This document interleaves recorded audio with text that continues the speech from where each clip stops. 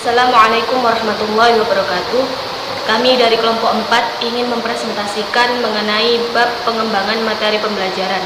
Sebelum kita masuk kepada materi, perkenalkan nama saya Bagia Tamevia.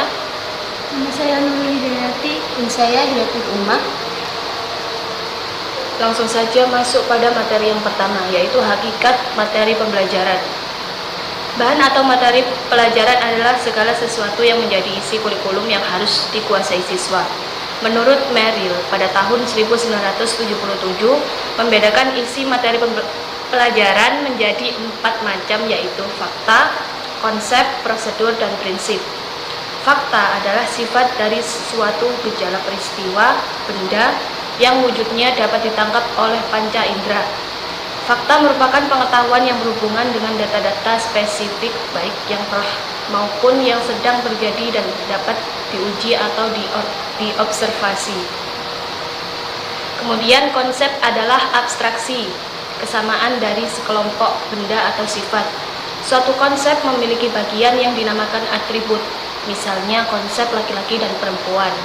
Dan konsep laki-laki atributnya yaitu memiliki rambut yang pendek, kemudian memakai celana, dan perempuan memakai hijab, kemudian memakai rok atau sejenisnya. Kemudian prosedur adalah materi pelajaran yang berhubungan dengan kemampuan siswa untuk menjelaskan langkah-langkah secara sistematis tentang sesuatu, misalnya prosedur tentang langkah-langkah membuat karangan. Kemudian yang terakhir yaitu prinsip, hubungan antara dua atau lebih konsep yang sudah teruji secara empiris dinamakan generalisasi yang selanjutnya dapat ditarik ke dalam prinsip. Misalnya yaitu prinsip tentang ketertiban lalu lintas. Materi selanjutnya yaitu sumber materi pembelajaran akan disampaikan oleh Hidayatul Ummah. Ya, untuk sumber materi pembelajaran. Dalam sumber materi untuk bahan pelajaran, buku bukanlah satu-satunya sebagai sumber utama untuk pembelajaran. Hal itu disebabkan oleh beberapa alasan berikut ini. Yang pertama yaitu pengetahuan yang berkembang secara cepat. Kemudian yang kedua, kemajuan teknologi informasi. Yang ketiga yaitu tujuan kurikulum menuntut siswa agar tidak menguasai secara teoritis saja, namun juga informasi yang dikembangkan sesuai dengan kebutuhan daerah atau lingkungan. Kemudian sumber materi pelajaran yang bisa dimanfaatkan untuk proses pembelajaran ialah yang pertama tempat atau lingkungan, yang kedua orang atau narasumber, yang ketiga objek, dan yang keempat bahan cetak maupun non cetak. Dan pada materi selanjutnya yaitu pengemasan materi pembelajaran yang akan disampaikan oleh Nurul Hidayati.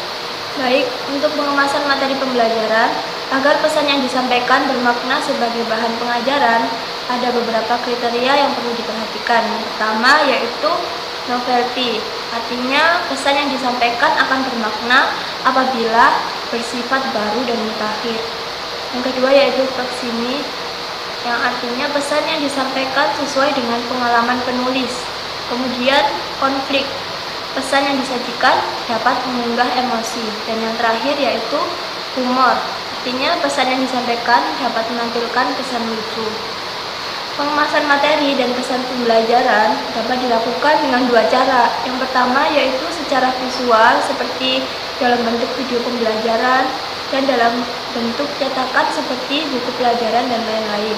Beberapa pertimbangan teknis dalam mengemas isi atau bahan pelajaran yaitu yang pertama, kesesuaian dengan tujuan yang harus dicapai, kesederhanaan, unsur-unsur desain pesan, pengorganisasian bahan, dan petunjuk cara penggunaan. Selanjutnya yaitu bentuk-bentuk pengemasan.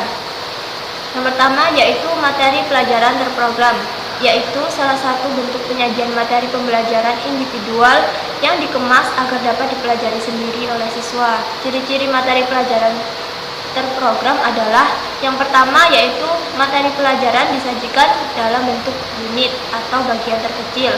Kemudian penyajian materi terprogram menuntut aktivitas siswa dan mengetahui dengan segera setiap selesai mempelajari materi pelajaran.